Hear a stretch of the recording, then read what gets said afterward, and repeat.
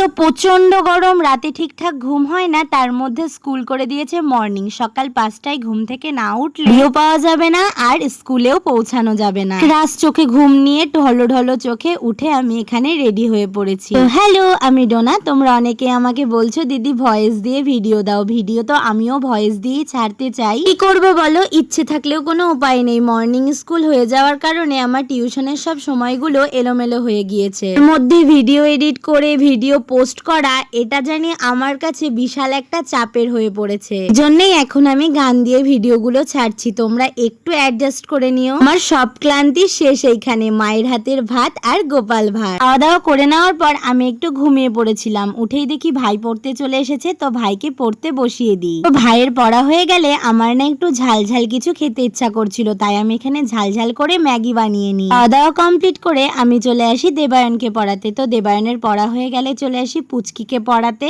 এইভাবেই আমার আজকের ব্যস্ত দিনটা এইখানেই শেষ হয়।